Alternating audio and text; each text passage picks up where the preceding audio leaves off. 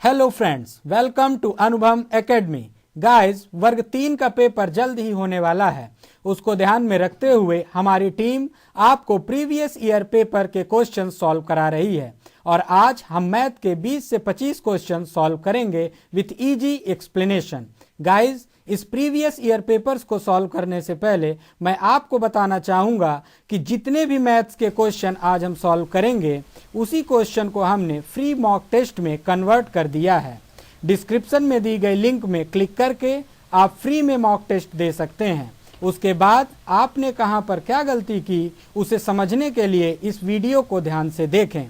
इसके साथ ही आगे की वीडियो और फ्री मॉक टेस्ट को मिस ना करने के लिए अभी सब्सक्राइब करें हमारे चैनल को, साथ ही बेल आइकॉन को दबाएं।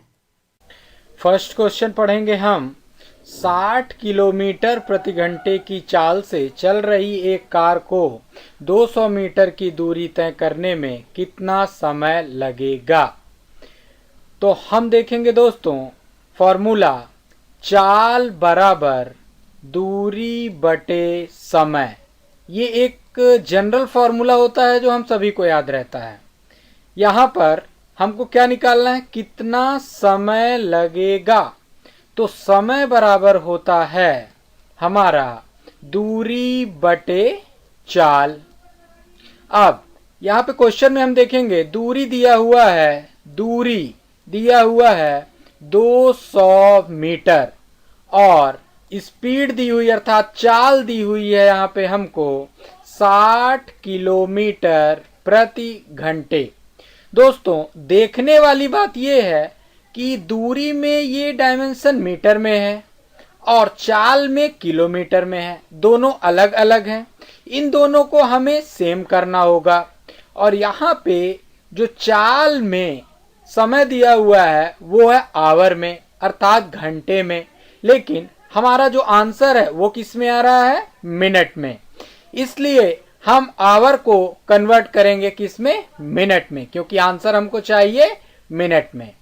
तो दूरी में हम रखेंगे 200 मीटर और चाल में रखेंगे 60 किलोमीटर प्रति घंटे।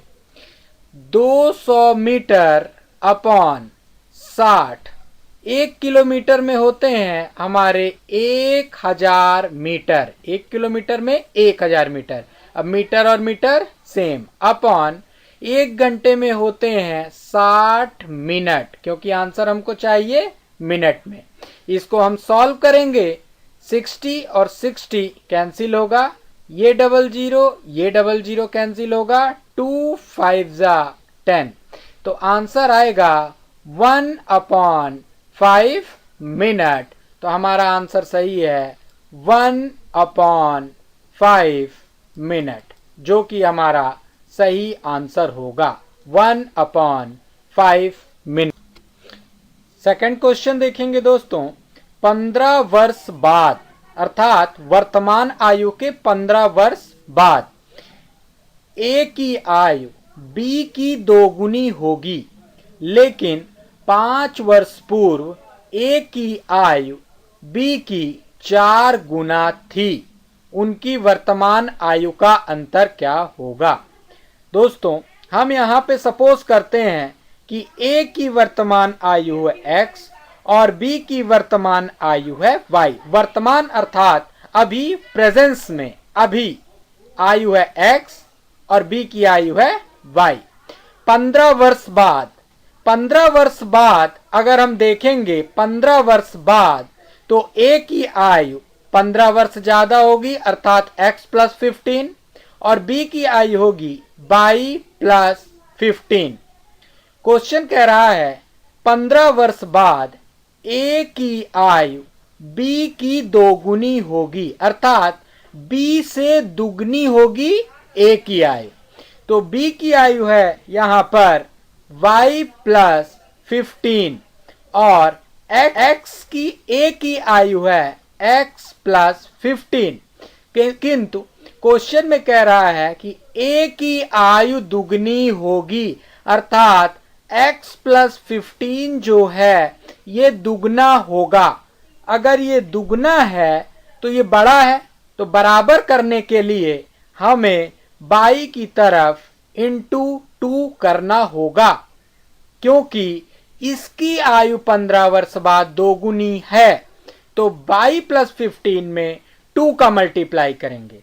अब इसको हम सॉल्व करेंगे, ये होगा 2y plus 13 is equal to x plus 15। इसको हम और आगे सॉल्व करेंगे, 2y को उधर और 15 को इधर लाएंगे, तो ये होगा 15 is equal to x minus 2y। ये बन गया हमारा फर्स्ट इक्वेशन। आगे पढ़ेंगे, 5 वर्ष पूर्व अर्थात 5 साल पहले। अगर 5 साल पहले मतलब -5, 5 साल पहले, तो यहाँ पे 5 साल पहले a की आयु होगी 5 माइनस कर देंगे वर्तमान आयु में, और y माइनस 5, x माइनस 5 और y माइनस 5। तो 5 वर्ष पूर्व आगे पढ़ेंगे, a की आयु b की 4 गुना थी, मतलब a की आयु जो थी वो 4 गुना ज्यादा थी। यहाँ पे लिखेंगे a की आयु है x माइनस 5 और b की आयु है y माइनस 5। इक्वल टू लगाने के लिए यहाँ पे क्या बता रहा है, a की आयु b की 4 गुना होगी, अर्थात x माइनस 5 जो है y माइनस 5 से 4 गुना ज्यादा है। अर्थात इसको हमको b की आयु को 4 गुना करना होगा, तब जाके यहाँ पे हम इक्वेशन बना सकते हैं। इक्वल टू का साइन अर्थात इन दोनों को बराबर कर सकते हैं, क्योंकि ये तो पहले से 4 गुना है, तो हमको इसको 4 गुना करना होगा, जिससे यहाँ पे बराबर की साइन लगाई जा सके। अब हम इसको सॉल्व करेंगे, ये होगा x minus 5 is equal to 4y minus 20। आगे बढ़ेंगे, x माइनस 4y, y इधर आएगा, और माइनस 20 प्लस 5, तो ये होगा x minus 4y is equal to minus 15। ये हो गया हमारा सेकेंड लीनियर इक्वेशन। यहाँ पे हमारे पास 2 इक्वेशन हो गए। अब हम इन इक्वेशंस को सॉल्व करेंगे, या फिर x की y उठाकर यहाँ से x इज इक्वल टू कितना होगा, 2y उधर जाएगा, ये हो जाएगा 2y plus 15, x is equal to 2y plus 15। यहाँ पे हम रखेंगे 2y plus 15 minus 4y is equal to minus 15। अब यहाँ पे ये है 2y, ये है माइनस 4y, ये हो जाएगा हमारा माइनस 2y, और 15 उधर जाएगा, वो हो जाएगा माइनस 30। माइनस और minus cancel, y is equal to कितना आ जाएगा, y इज इक्वल टू 15। अब x की वैल्यू निकालने के लिए y को पुटअप करेंगे, x is equal to 2 into y कितना आया 15 प्लस 15, तो ये हो जाएगा 15 दूनी 30 प्लस 15, अर्थात x इज इक्वल टू 45। अर्थात a की वर्तमान आयु है 45 और y की वर्तमान आयु है 15। क्या पूछ रहा है, उनकी वर्तमान आयु का अंतर। तो अंतर क्या होगा, 45 माइनस 15।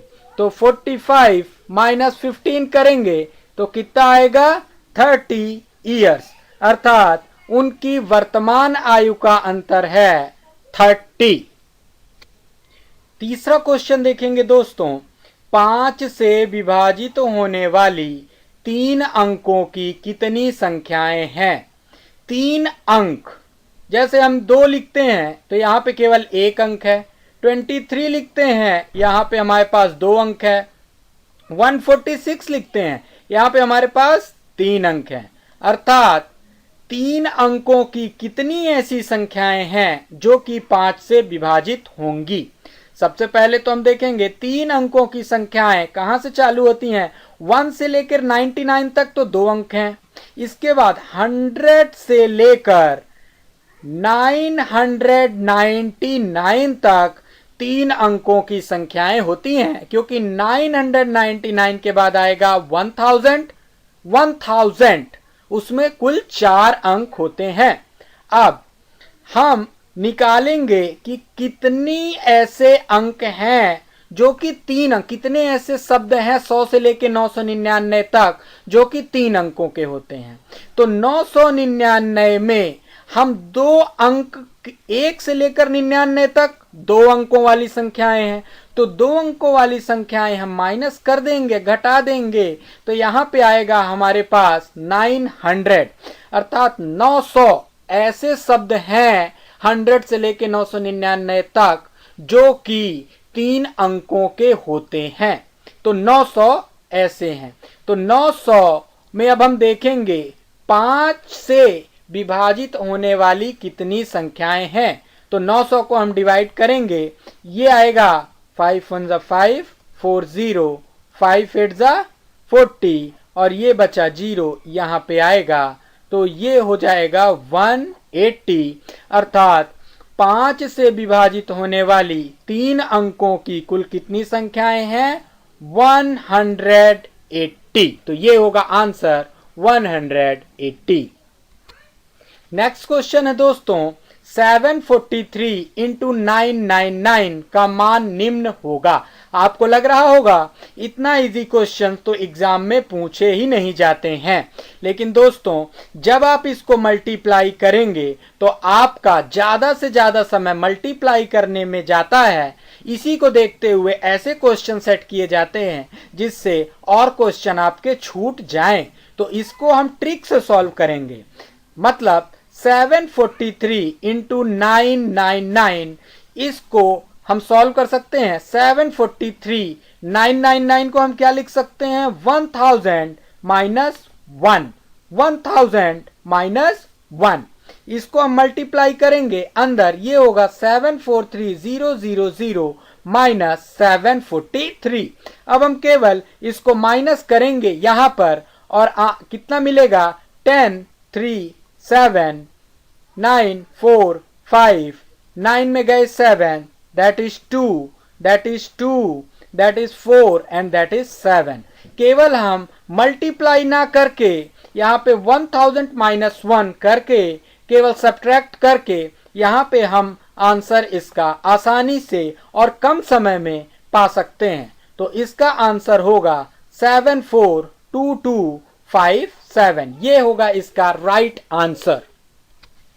पांचवा क्वेश्चन, फिफ्थ क्वेश्चन देखेंगे दोस्तों। पिता और पुत्र की वर्तमान आयु का अनुपात 9:4 है। 5 साल बाद उनकी आयु का योग 75 वर्ष होगा। पिता की वर्तमान आयु क्या है? हम यहाँ पे सपोज करेंगे कि पिता की वर्तमान आयु है x और पुत्र की वर्तमान आयु है y। ये इनकी वर्तमान प्रेजेंट एज है। दोनों की आयु का अनुपात अर्थात x/y इज इक्वल टू 9/4। तो यहां से हमको इक्वेशन मिलेगा 4 का मल्टीप्लाई बाई का इधर, तो 4x is equal to 9y। ये हमको मिल गया। इसके बाद क्वेश्चन पढ़ेंगे 5 साल बाद, मतलब x प्लस 5, तो 5 साल बाद पुत्र की भी आयु होगी y प्लस 5। 5 वर्ष बाद x प्लस 5 पिता की आयु और पुत्र की आयु y प्लस 5। उनकी आयु का योग 5 वर्ष बाद कितना होगा 75। मतलब यहाँ पे x plus 5 plus y plus 5 is equal to 75, अर्थात x plus y plus 10 is equal to 75 means x plus y is equal to 75 minus 10 is equal to 65। अर्थात x plus y पिता और पुत्र की वर्तमान आयु का अनुपात अगर हम जोड़ देखें तो वो होगा 65। अब दोस्तों पिता की वर्तमान आयु निकालनी है, अर्थात that is the value of x। अब हम ये first equation 4x is equal to 9y से हम यहाँ पर y की वैल्यू पुट अप करेंगे x प्लस, क्योंकि हमको वैल्यू किसकी फाइंड करनी है पिता की वर्तमान आयु अर्थात x फाइंड करना है, इसलिए हम सीधे y की जगह x इसको पुट अप करेंगे in the form of y, यहां से निकालेंगे y is equal to 4/9x, y is equal to 4/9x। तो यहां पे रखेंगे 4/9x इज इक्वल टू 65। इसको हम एलसीएम लेंगे या डायरेक्ट मल्टीप्लाई करेंगे, 9 1 जा 9 that is 9x plus 4x और नीचे आएगा 9 इज इक्वल टू 65। तो 9 प्लस 4 यहां पे आएगा 13x is equal to 65 into 9, that is x is equal to 65 into 9 upon 13। यहां से सॉल्व करेंगे, 9 5 जा यहां पे 45, अर्थात x की वैल्यू हमारे पास आई 45 ईयर्स, अर्थात पिता की वर्तमान आयु है 45 ईयर्स। दोस्तों हम आपको यहां बता दें, ये जितने भी क्वेश्चन हम आपको सॉल्व करा रहे हैं ये व्यापम के किसी न किसी एग्जाम में आए हुए क्वेश्चन हैं, इसलिए अगर आप इस तरह के क्वेश्चनों को सॉल्व करते हैं या इनकी प्रैक्टिस करते हैं तो सेम इसी पैटर्न के क्वेश्चन आपको व्यापम एग्जाम में मिलेंगे। इसलिए हमने जो भी मॉक टेस्ट बनाए हुए हैं उसमें पिछले आए हुए क्वेश्चनों को ही सॉल्व करा रहे हैं। तो इसका राइट आंसर है 45 ईयर्स। 6th क्वेश्चन पढ़ेंगे, कितने रुपए का 20%, कितने रुपए का ये नहीं पता है तो x रुपए का, कितने रुपए का x रुपए का, कितने रुपए का 20% 400 रुपए के बराबर होगा। तो x रुपए का 20% बराबर 400 रुपए होगा, कितने का x का। तो x into 20/100 is equal to 400। इसको हम सॉल्व करेंगे, यहां पे 100 इधर जाएगा, 400 इंटू 100/20। इसको सॉल्व करेंगे, 0 से 0, 2 5 जा 10, 5 4 जा 20, दैट इज 2000 रुपीज। इसका सही आंसर होगा 2000 रुपीज। 7th क्वेश्चन देखेंगे दोस्तों, ए जो हमारा ए है वह बी से 2 साल बड़ा है। ए है बी से 2 साल बड़ा है। ए जो है वह बी से 2 साल बड़ा, ए बड़ा है 2 साल, तो बराबर लगाने के लिए बी में हम +2 करेंगे क्योंकि ए 2 साल बड़ा है। तो ए बराबर बी +2, बी से 2 साल बड़ा है, जो कि अर्थात बी के लिए बोला जा रहा है बी से 2 साल बड़ा है जो कि सी की आयु का 2 गुना है। मतलब बी के लिए बोला जा रहा है जो कि सी की आयु का 2 गुना है। बी दुगुना है किससे, सी से दुगुना है, तो बराबर लगाने के लिए हम सी में 2 का मल्टीप्लाई करेंगे, 2 गुना सी को करेंगे क्योंकि बी 2 गुना है। बी से 2 साल बड़ा है कौन, ए बड़ा है 2 साल, तो बी में +2 किए क्योंकि बी 2 साल छोटा था, तो जोड़ के बराबर लगा दिए, दोनों बराबर हो गए, तो ये हमारी इक्वेशन बन गई। उसके बाद जो कि सी की आयु का दुगना है, बी जो है सी से दुगनी आयु का है, तो बराबर करने के लिए सी में हमने 2 का मल्टीप्लाई किया, B is equal to 2c। Next, यदि ए बी और सी की कुल आयु 27 है, मतलब A plus B plus C is equal to 27 है, तो ए की आयु कितनी होगी। हमें ए की आयु पता लगाना है, ए इज इक्वल टू वॉट। अब हम यहां से फुली फोकस करेंगे ए पर। हमें इक्वेशन क्या है हमारे पास, A plus B plus C is equal to 27। A हमने लिख दिया, ए पता करना है B in the form of A, यहां से हम बी लेंगे in the form of A. सब जब ए के रूप में हो जाएगा यहाँ पे ए, तब हम यहाँ पे ए बराबर सॉल्व करेंगे और ए का आंसर मिलेगा, इसलिए बी को हम लेंगे ए के फॉर्म में। तो B is equal to B, 2 इधर जाएगा, B is equal to A -2, तो B is equal to A -2 plus, अब सी को हम लेंगे ए के फॉर्म में, सी को लेंगे ए के फॉर्म में, ठीक है दोस्तों। तो b इज इक्वल टू, यहीं से हम देखेंगे b इज इक्वल टू क्या था हमारे पास 2c, मतलब यहां पे हम देखेंगे a इज इक्वल टू क्या था, b plus 2। b is equal to हम क्या लिख सकते हैं, 2c प्लस 2 पहले से था। a is equal to 2c plus 2 plus है a इधर 2 इधर आएगा, ये होगा a minus 2 is equal to 2c। तो c इज इक्वल टू हो जाएगा a माइनस 2 अपॉन 2। ये होगा c की value in the form of a। तो c की जगह हम रखेंगे a minus 2 upon 2 is equal to 27। अब देखेंगे दोस्तों यहाँ पे वेरिएबल जिसकी वैल्यू निकालनी है केवल a ही रह गया, ना तो b है यहाँ पे ना तो c है। इसको हम सॉल्व करेंगे, यहाँ पर आएगा 2 का मल्टीप्लाई या 2 का एलसीएम लेंगे तो यहाँ होगा 2a, 2 का एलसीएम लेंगे तो यहाँ होगा 2a minus 2 plus a minus 2 upon 2 is equal to 27। Okay, सबसे पहले ये a और a यहां पे जुड़े, ये हुआ 2a minus 2 plus a minus 2 upon 2।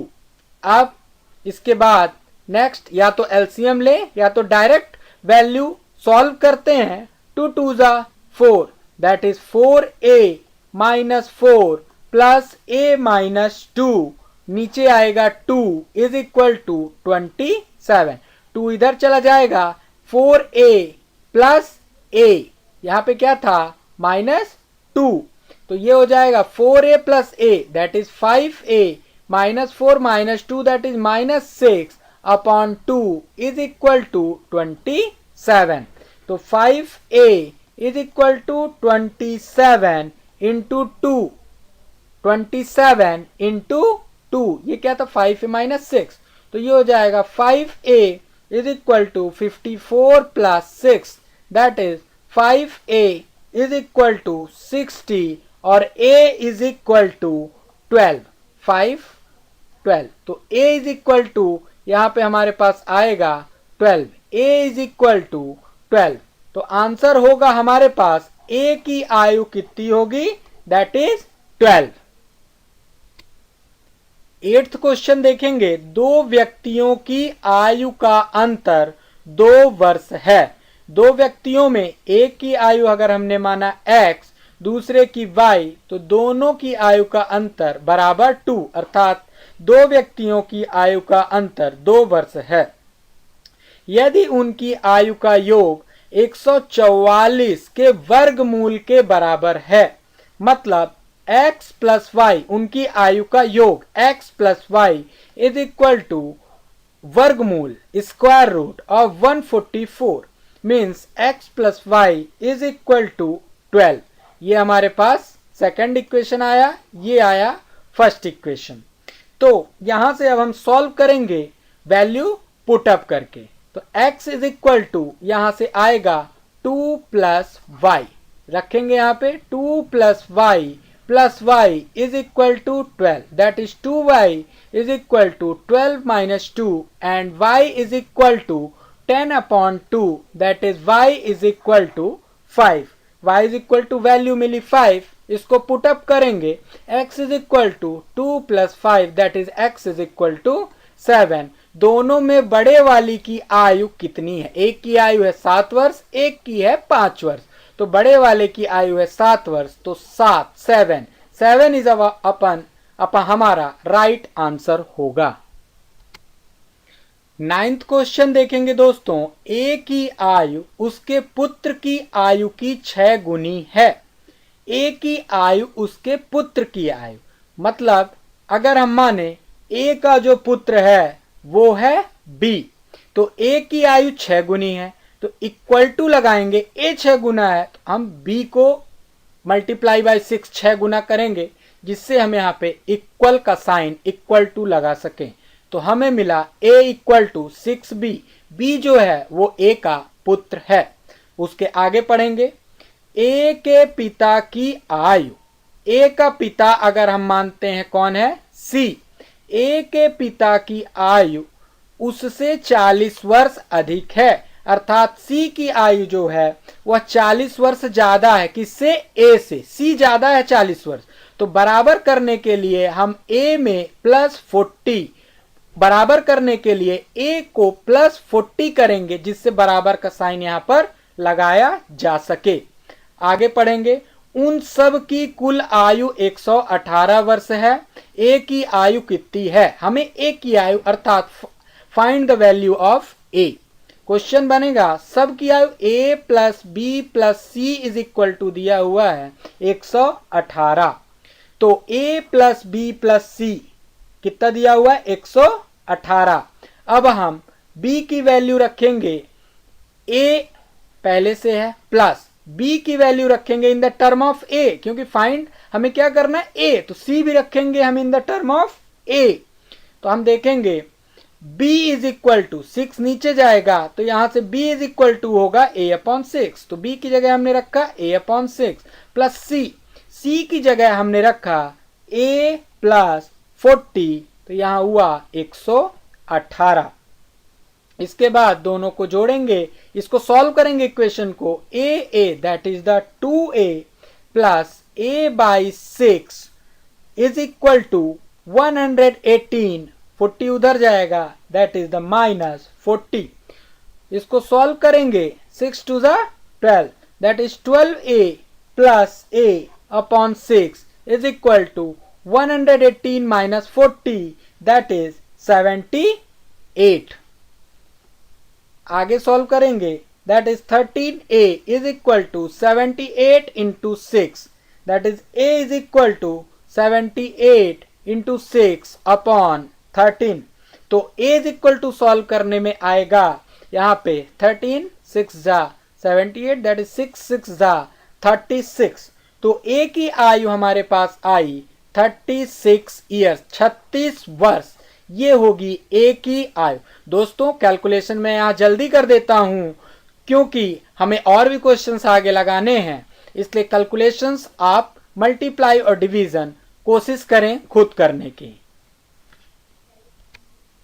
10th question पढ़ेंगे दोस्तों। विश्व कप में सेमीफाइनल तक 7 मैचों में युवराज का बल्लेबाजी औसत 65 था। कुल कितने मैच हुए? 7, और 7 मैचों में औसत था 65। युवराज को 8वें मैच में कितने रन बनाने चाहिए कि फाइनल मैच में उसका औसत 85 अर्थात 85 हो जाए? अब औसत क्या होता है?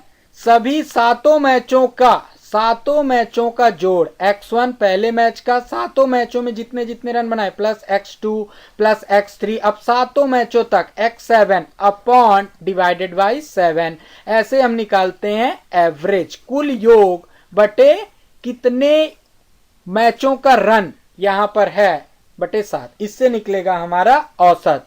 तो 7 मैचों का औसत कितना दिया हुआ है हमारे पास? 65। युवराज का 7 मैचों का औसत था 65। 8वां मैच, अगर ये तो 7 मैचों का एवरेज हो गया, एवरेज ऑफ 7 मैचेस। अगर एवरेज ऑफ 8 मैचों का एवरेज देखें तो x1 plus x2 dash dash dash dash x7 plus 8वां मैच भी जुड़ेगा x8 upon 8 is equal to 85। औसत कितना चाहिए? 85, अर्थात इस 8वें मैच में कितना रन बनाएंगे युवराज सिंह कि उनका औसत 85 हो जाए। तो इसको अब हम सॉल्व करेंगे, तो ये होगा, यहां पर आगे बढ़ेंगे। x8 की वैल्यू हमारे पास नहीं है, तो x1 से लेकर x1 का जो सम, x1 से लेकर x7 का जो सम है, ये 7 जो होगा इधर चला जाएगा, 65 इंटू 7। तो यहाँ पे x1 plus x2 plus x3 up to x7, यहाँ पे हमारे पास x1 से लेकर x7 तक का जो वैल्यू है वो है 65 इंटू 7। ये हो गया 7 मैचों के कुल रनों का योग प्लस x8 हमें नहीं पता है, ये हमें पता लगाना है, इज इक्वल टू 85 इंटू 8। तो x8 इज इक्वल टू हो जाएगा 85 इंटू 8 माइनस 65 इंटू 7। इसको सॉल्व करने से हमें पता चलेगा कि 8वें मैच में युवराज सिंह को कितने रन बनाने हैं। तो 85 इंटू 8 इसको सॉल्व करेंगे, यहाँ पे आएगा 680 माइनस 65 इंटू 7 को सॉल्व करेंगे दैट इज 455।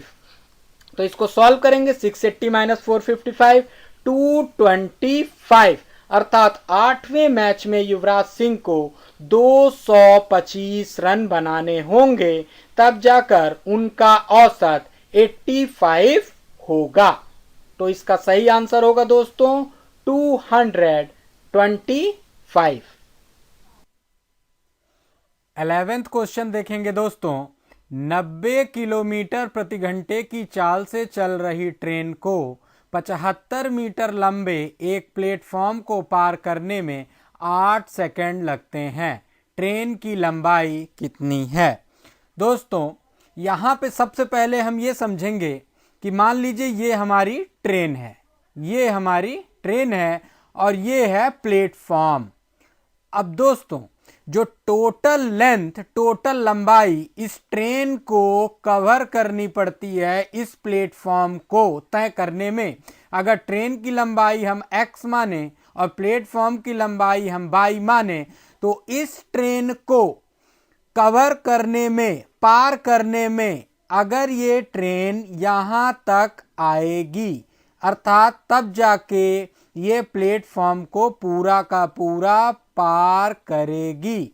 मतलब अगर ये ट्रेन यहाँ से चलना चालू की तो इसको सबसे पहले तो ये प्लेटफॉर्म की टोटल लंबाई जो कि 22 है ये कवर करना पड़ेगा, प्लस उसकी जो खुद की लेंथ है, खुद की लंबाई है, उसको भी उसको पूरा पार करना पड़ेगा, तब जाके ट्रेन पूरी तरह से प्लेटफॉर्म को पार करेगी। तो जो कुल लंबाई होगी ट्रेन को प्लेटफॉर्म पार करने में वो होगी x प्लस वाई। तो इसके बाद अब हम क्वेश्चन को सॉल्व करेंगे। लेंथ जो यहां पे हमारी होगी, टोटल जो दूरी जो हमारी यहां पे होगी दोस्तों, दूरी जो तय करेंगे, दूरी वो होगी हमारी ट्रेन की लंबाई प्लस प्लेटफॉर्म की लंबाई। तो ट्रेन की लंबाई तो यहां पर हमको पता करना है, तो ट्रेन की लंबाई हम यहां पे मान लेंगे कि ट्रेन की जो लंबाई है वो है x। तो दो टोटल दूरी तय करनी होगी प्लेटफॉर्म क्रॉस करने के लिए, वो x प्लस 75। x प्लस 75 क्यों? क्योंकि प्लेटफॉर्म की लंबाई है 75 मीटर और ट्रेन की जो लंबाई है उसको हमने माना है x मीटर। तो दूरी टोटल होगी यहाँ पे x प्लस 75 जो कि है किसमें? मीटर में, और ट्रेन की लंबाई जो हमने x मानी वो भी हमने मानी मीटर में। यहाँ पे जो चाल दी हुई है ट्रेन की चाल, तो चाल बराबर है 90 किलोमीटर प्रति घंटा, 90 किलोमीटर प्रति घंटा, और जो टोटल समय लग रहा है यहाँ पे हमको वो है 8 सेकंड। 8 सेकंड। सबसे पहले तो क्वेश्चन सॉल्व करने के लिए हमें डायमेंशंस बराबर करने होंगे। जैसे यहाँ पे चाल पे जो समय है वो आवर में है और जो 8 सेकंड लग रहे हैं उसमें जो डायमेंशन है वो सेकंड में है। सबसे पहले हम फॉर्मूला जानते हैं, क्या होता है दोस्तों? दूरी बराबर अर्थात डिस्टेंस इज इक्वल टू चाल गुणे समय। चाल मतलब स्पीड, चाल गुणे समय अर्थात टाइम। तो यहाँ पे जो दूरी है, टोटल दूरी, ट्रेन की लंबाई प्लस प्लेटफॉर्म की लंबाई x प्लस 75, और जो चाल दी हुई है यहाँ पे 90 किलोमीटर प्रति घंटा, और समय जो दिया हुआ है 8 सेकंड। आंसर जो चाहिए वो हमको मीटर में चाहिए। तो अब हम इसको आगे सॉल्व करेंगे। ये हो जाएगा x प्लस 75, यहाँ पे 90 किलोमीटर है, 90, तो 90 1 किलोमीटर में कितने मीटर हुए हमको मीटर में कन्वर्ट करना है। 1 किलोमीटर में 1000 मीटर, और 1 घंटे में कितने मिनट होते हैं? 60, और 1 मिनट में होते हैं 60 सेकंड। तो ये टोटल कन्वर्ट हो गया हमारा सेकंड में, इनटू 8 सेकंड। इसको हम आगे सॉल्व करेंगे। यहाँ पे जो हमारा जीरो है, ये जीरो और ये जीरो और ये दोनों जीरो हमारा कैंसिल। इसके बाद 9 से काटेंगे 9 10 जा 90 और ये 6 6 जा कितना हुआ 6 और 6 36 यहाँ पे 36 तो 9 4 जा 36 और 4 2 जा यहाँ पे हुआ हमारा 8 4 2 जा 8 और यहाँ पे है हमारा 10 तो 4 2 जा 8 ये 10 10 जा 100 इंटू 2 दैट इज 200 और ये किस में आएगा हमारा 200 तो x plus 75 is equal to 200 then x is equal to 200 minus 75 is equal to 125 metre अर्थात जो ट्रेन की कुल लंबाई है वो है हमारी 125 मीटर। तो यहाँ पे हमारा आंसर होगा 125 मीटर। यहाँ पे एक सिंपल सा क्वेश्चन देखेंगे हम दोस्तों, औसत निकालना है। यहाँ पे ये संख्याएं दी हैं, औसत हम कैसे निकालते हैं, औसत बराबर कुल संख्याओं का योग बटे कुल संख्याएं, कुल संख्याओं का योग। यहाँ पे कुल योग होगा और कुल कितनी संख्याएं हैं, कुल संख्याएं, कुल संख्याएं यहाँ पे। तो कुल योग किन किन संख्याओं का, जिनका औसत निकालना है। तो ये हो जाएगा 62 plus 54 plus 44 plus 36 plus 28 plus 22 plus 22। कितनी संख्याएं हैं ये टोटल, हम यहाँ पे काउंट करेंगे 1 2 3 4 5 6 तो अपॉन 6। इसको हम जोड़ेंगे 28 प्लस 22 ये हो जाएगा 50, 44 प्लस 36 ये हो जाएगा हमारे पास 80 प्लस 62 प्लस 54 ये हो जाएगा हमारे पास 116 अपॉन 6। इन तीनों को हम जोड़ेंगे, यहाँ पे हमारे पास आएगा 246 अपॉन 6। इसको हम सॉल्व करेंगे, ये हो 6 4 जा 24 और 1, आंसर आएगा 41। तो यहाँ पे सही आंसर होगा दोस्तों 41। यहाँ पे 13वें नंबर का प्रश्न पढ़ेंगे। 2004 में एक नई शर्ट की कीमत 250 रुपए थी, जबकि 2005 में यह 400 रुपए हो गई। 2004 से 2005 के दौरान शर्ट की कीमत में कितने प्रतिशत की बढ़ोतरी हुई। यहाँ पे हमको प्रॉफिट परसेंटेज अर्थात परसेंटेज कितने प्रतिशत की बढ़ोतरी हुई। तो देखेंगे दोस्तों, 2004 में एक शर्ट की कीमत थी 250 रुपए, जबकि 2005 में उस शर्ट की कीमत हो गई कितनी, 400 रुपए। यहाँ पे कितनी बढ़ोतरी हुई शर्ट की कीमत में, 400 माइनस 250 तो यहाँ पे आएगा 150 रुपीज, अर्थात एक साल में 150 रुपए की बढ़ोतरी हुई शर्ट में। तो यहाँ पे हमको निकालना है कितने प्रतिशत, तो किसमें 150 रुपए कितने में बढ़ा, शर्ट की कीमत कितनी थी 250 रुपए, जो मूल राशि थी 250 रुपए, उसमें 150 रुपए राशि बढ़ गई। तो जो परसेंटेज निकालेंगे प्रतिशत बढ़ोतरी, तो कितनी बढ़ी यहाँ पे 400 माइनस 250, जो हमारा ये 150 आया है, 400 माइनस 250 इतने रुपए बढ़े। शर्ट की कीमत के 400 माइनस 250 कितने में बढ़े, 250 रुपए में। ओरिजिनल कीमत थी शर्ट की 250, परसेंटेज निकालना है तो इंटू 100। इसको आगे सॉल्व करेंगे, ये होगा 150 अपॉन 250 इंटू 100। इसको हम सॉल्व करेंगे, ये होगा 0 और ये होगा 25 चौको यहाँ पे 100 और यहाँ 15 चौको 60, अर्थात जो शर्ट में प्रतिशत कितने प्रतिशत की बढ़ोतरी हुई वो होगा 60%। तो यहाँ पे हमारा फर्स्ट ऑप्शन अर्थात 60% ये होगा हमारा राइट आंसर। यहाँ पे 14th क्वेश्चन पढ़ेंगे दोस्तों। रवि के स्टैंप संग्रह में 2/7 भारतीय स्टैंप हैं और शेष बचे हुए विदेशी स्टैंप हैं। जितने भी कुल स्टैंप हैं उसमें 2/7 भारतीय स्टैंप और शेष सभी बचे हुए विदेशी स्टैंप हैं। तो भारतीय स्टैंप का विदेशी स्टैंप से क्या अनुपात है, अनुपात अर्थात रेशियो, क्या रेशियो है। सबसे पहले तो दोस्तों हम यहां देखेंगे भारतीय स्टैम्प भारतीय कितने हैं यहाँ पे 2/7। तो विदेशी स्टैम्प कितने होंगे? यहाँ पे हम एक चीज समझेंगे दोस्तों, अगर हम ये रोटी का टुकड़ा लिए, इस रोटी के टुकड़े को हम 3 पार्ट में डिवाइड किए, जिसमें पहला पार्ट है x। हम किसी इंसान को 3 पार्ट, पहला, दूसरा, तीसरा, इस रोटी के 3 भाग हैं, हमने किसी एक इंसान को 1 पार्ट दिया है, पूरी रोटी का 1 पार्ट, तो उसको हम कहेंगे 1/3, अर्थात कुल भाग थे 3 और हमने उसको दिया 1 पार्ट। अगर हम उसको पहला और दूसरा दोनों पार्ट दे देते तो हम कहते कि उसको हमने 2/3 हिस्सा दिया। अगर हम उसको तीनों पार्ट देते तो 3/3 कटता और यहाँ पे आता 1, अर्थात 1 पूरा का पूरा हमने पार्ट दिया।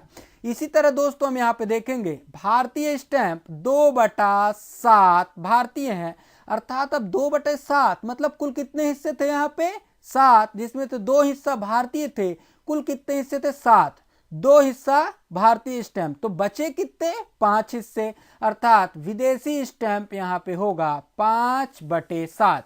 अब क्या निकालना है हमें? अनुपात, भारतीय स्टैंप का विदेशी स्टैंप से क्या अनुपात है? तो अनुपात रेशियो भारतीय अपॉन विदेशी, तो भारतीय है 2/7, विदेशी है 5/7, इसमें 7 और 7 कैंसिल, यहाँ पे आएगा 2/5। तो यहाँ पे आंसर होगा हमारा दोस्तों 2:5, सही आंसर होगा। यहाँ पे 15th क्वेश्चन पढ़ेंगे दोस्तों, ऋण 1/5 को किस संख्या से गुणा करें जिससे गुणनफल 9/25 हो जाए? तो दोस्तों ऋण 1/5 को किस संख्या से गुणा करें नहीं पता है, तो उसको हम मान लेते हैं x से हम गुणा करें तो हमको गुणनफल प्राप्त होगा 9/25। तो यहाँ पे हम सॉल्व करेंगे, x = 9/25 इंटू, ये 5 इधर है दोस्तों, इधर चला आएगा 5 माइनस, तो x = 5 5 25, ये माइनस है तो माइनस भी आ जाएगा, -9/5। तो -1/5 को हम -9/5 से मल्टीप्लाई करेंगे तो आंसर आएगा 9/25। तो यहाँ पे सही आंसर होगा दोस्तों हमारा ये थर्ड ऑप्शन -9/5। दोस्तों ये कुछ सिंपल क्वेश्चंस भी हमारे क्वेश्चंस पेपर में आते हैं जो कि स्पीड से हमको सॉल्व करने होते हैं, तो इसका सही आंसर है -9/5। 16th क्वेश्चन पढ़ेंगे दोस्तों, यहाँ पे 400 रुपए का कितने प्रतिशत 40 रुपए होगा? मतलब 400 रुपए का कितने प्रतिशत, नहीं पता है कितने प्रतिशत, हम मानेंगे x प्रतिशत, = 40 रुपीज। तो यहाँ पे 400 इंटू x%, अर्थात x/100 = 40। यहाँ पे 0000 गए, ये हो जाएगा x = 40/4 और ये हो जाएगा 10, अर्थात x का 10%, x बराबर 10%, अर्थात 400 रुपए का 10% 40 रुपए होगा। यहाँ पे सही आंसर होगा हमारा 10%, ये थर्ड ऑप्शन 10% हमारा सही आंसर होगा। जिन लोगों ने हमारा मॉक टेस्ट दिया है वो अपना आंसर भी मिलाते चलेंगे। 17th क्वेश्चन यहाँ पे पढ़ेंगे, मेरी आयु 12 वर्ष के बाद उस आयु की 3 गुनी हो जाएगी। ध्यान से पढ़ेंगे दोस्तों, 12 वर्ष के बाद उस आयु की 3 गुनी हो जाएगी जितनी 4 वर्ष पूर्व थी। 4 वर्ष पूर्व जो आयु थी, 12 वर्ष बाद उसकी आयु 3 गुनी होगी। किसकी? 4 वर्ष पूर्व जो आयु थी। मेरी वर्तमान आयु निम्न है, हम मान लेंगे कि वर्तमान आयु जो है वो है x। वर्तमान आयु कितनी है? x। 12 वर्ष बाद जो आयु होगी वो होगी x + 12, क्योंकि 12 वर्ष 12 ऐड हो जाएंगे और अगर 4 वर्ष पूर्व की बात करते हैं तो वो हो जाएगा x-4। 4 वर्ष पूर्व अर्थात 4 वर्ष पहले, अर्थात 4 वर्ष हम वर्तमान आयु में माइनस करेंगे। तो ये है 4 वर्ष पूर्व और ये है 12 वर्ष के बाद। क्वेश्चन क्या कह रहा है, 12 वर्ष के बाद 3 गुनी हो जाएगी 4 वर्ष के पूर्व की आयु से। तो जो 4 वर्ष पूर्व आयु है वो है x-4 और 12 वर्ष के बाद जो आयु है x+12। अब जो ये x+12 है ये 3 गुना है, 3 गुना है किससे, x-4 से, ये 3 गुना है। तो दोनों के बीच में बराबर लगाने के लिए हम x-4 को मल्टीप्लाई बाई 3 करेंगे, जिससे दोनों के बीच बराबर का साइन आ जाए। इसके बाद हम सॉल्व करेंगे x+12 is equal to 3x-12। इसके बाद सॉल्व करेंगे 12 + 12 दैट इज 24। ये -12 था, इधर आएगा 24 और ये होगा 3x - x that is 2x is equal to 24। तो x इज इक्वल टू आएगा हमारे पास 12, अर्थात मेरी वर्तमान आयु है 12 वर्ष। दोस्तों क्वेश्चंस को ध्यान से पढ़ेंगे, सबसे पहले उनको लिख लेंगे जो जो क्वेश्चंस में बता रहा है, उसके बाद हम इक्वेशंस बना के आसानी से इन क्वेश्चंस को सॉल्व कर सकते हैं। तो यहाँ पे सही आंसर है सेकंड ऑप्शन 12 वर्ष। 18th क्वेश्चन यहाँ पे हम देखेंगे दोस्तों, A/B is equal to 2/5 and B/C is equal to 15/9।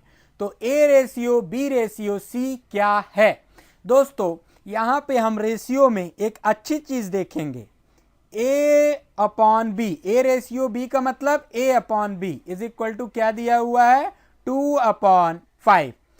B/C अर्थात B/C इज इक्वल टू 15/9। इस क्वेश्चन में हम ध्यान देंगे दोस्तों कि ये जो B है, B यहां B और ये B दोनों क्या है, यहां पर कॉमन है। दोनों जगह जो B है वो कॉमन है। अब इन दोनों को जब B कॉमन है तो ये तो रेशियो में है, अर्थात ये कोई और वैल्यू भी रही होगी, कट के 2/5 हुई है। अगर हम इस B की वैल्यू को इस B की वैल्यू के बराबर करते हैं तो हमें A, B और C तीनों की वैल्यू मिलेगी। अर्थात ऐसे समझेंगे दोस्तों कि 15, ये B बराबर यहां पे क्या है हमारे पास 15, B बराबर क्या है 15।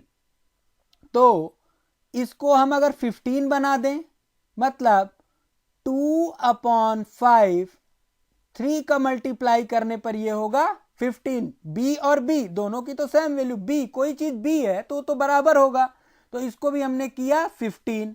अगर हम नीचे 3 का मल्टीप्लाई करते हैं तो हम ऊपर भी 3 का मल्टीप्लाई करेंगे, तो ये होगा 3 2 जा 6 और 5 3 जा 15। अब हम यहाँ पे देख रहे हैं B बराबर 15, B बराबर 15। तो यहाँ पे हमारे पास A बराबर A बराबर क्या आया यहाँ पे 6, B बराबर क्या आया यहाँ पे हमारे पास 15 और C बराबर यहाँ पे क्या है हमारे पास 9। अब हमको क्या पता करना है, A/B/C। तो A/B/C, A/B/C, A की जगह हमने रखा 6, रेशियो B की जगह रखा 15, C की जगह रखा 9। आंसर देखेंगे, इनमें से अभी कोई नहीं है, इसको हम काटेंगे 3 से। 3 2 जा 6, 3 5 जा 15, 3 3 जा 9, अर्थात 2/5/3। तो यहां पे जो हमारा सही आंसर होगा 2/5/3। देखना केवल हमको ये है कि B दोनों में कॉमन है, B की वैल्यू को हमने बराबर किया, A और B और C की वैल्यू हमने प्राप्त की और इस तरह A/B/C हमने प्राप्त किया।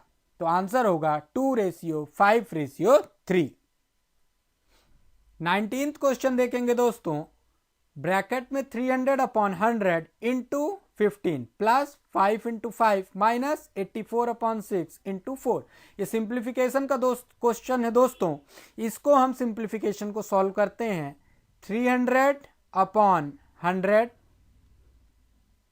Into 15 plus 5 into 5 minus 84/6 into 4। Simplification में हम बोर्ड मास का रूल पढ़े हैं। पहले हम ब्रैकेट सॉल्व करते हैं और फिर डिवाइड, फिर मल्टीप्लाई, फिर प्लस या साइन, दोनों में से कोई एक। तो पहले हम इसे सॉल्व करेंगे। 0 और 0 ये हुआ 3 इंटू 15 प्लस ब्रैकेट के अंदर है 5 into 5 that is 25 minus bracket के अंदर है, सॉल्व करेंगे 6 that is 1 and that is 14, that is 14 into 4। 15 into 3 that is 45 plus 25 minus 14 into 4 that is 56। इसको हम सॉल्व करेंगे, ऐड करेंगे 70 माइनस 56 इज इक्वल टू 14। दोस्तों सिंप्लीफिकेशन के क्वेश्चंस भी आते हैं जिसमें हम प्रॉपर रूल का फॉलो करते हुए उन्हें सॉल्व करते हैं। तो यहां पे हमारा सही आंसर होगा 14। लास्ट क्वेश्चन देखेंगे दोस्तों। 20वें नंबर का प्रश्न है, एक मनुष्य किसी दूरी को 30 किलोमीटर प्रति घंटे की वेग से पूरा करता है और वापस 60 किलोमीटर प्रति घंटा से लौटता है, उसका औसत वेग निकालिए। औसत वेग, एवरेज स्पीड, औसत वेग, एवरेज स्पीड। दोस्तों यहां पे कई लोग यह गलती करते हैं, औसत जब निकालते हैं तो क्या करते हैं 30 plus 60/2 that is 90/2 that is 45, लेकिन ये बिल्कुल गलत है दोस्तों। इसको औसत वेग बराबर होता है कुल दूरी, कुल तय की गई दूरी बटे कुल समय, कुल समय। इसको हम यहां पे सॉल्व करेंगे।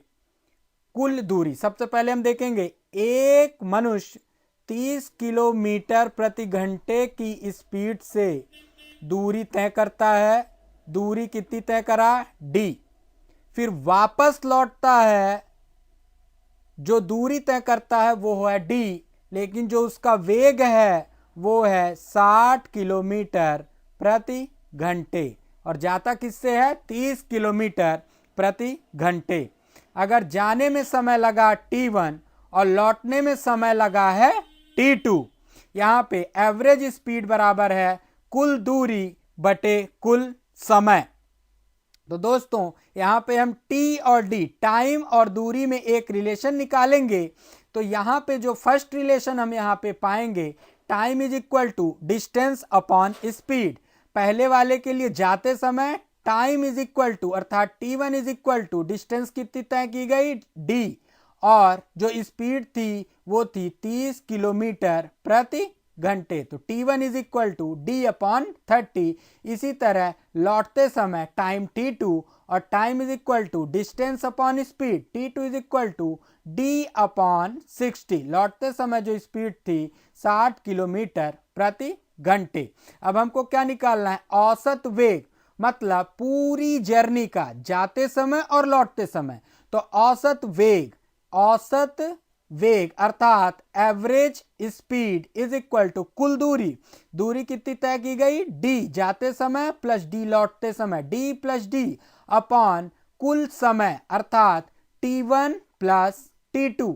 अब t1 और t2 की वैल्यू हम उठाकर रखेंगे, that is d plus d upon d/30 plus d/60। d हम यहां से कॉमन लेंगे और नीचे से भी कॉमन लेंगे, तो यहाँ पे d यहाँ बचेगा 1 प्लस 1 और नीचे से d कॉमन लिया तो हमारे पास बचा 1/30 प्लस 1/60। d और d कैंसिल और यहाँ पे हमारे पास बचा 2/1/30 प्लस 1/60। इसको आगे हम 1/30 प्लस 1/60 इसको नीचे सॉल्व करेंगे। एलसीएम आएगा दैट इज 60, एलसीएम लेंगे that is 2 and that is 1। तो ये होगा हमारे पास 60 आएगा ऊपर, 2 प्लस यहाँ पे 60 ऊपर 60/3। 3 से काटेंगे, 3 2 जा 6 दैट इज 2 2 जा 4 that is 40 kilometre per hour. यहाँ पे जो औसत वेग निकल कर आया हमारे पास that is the average speed, वो है 40 किलोमीटर पर आवर। तो गाइस, अगर वीडियो पसंद आया हो तो प्लीज़ वीडियो को लाइक और शेयर ज़रूर करें। साथ ही चैनल को सब्सक्राइब करना ना भूलें, जिससे आने वाली वीडियोस और फ्री मॉक टेस्ट आसानी से मिलती रहे।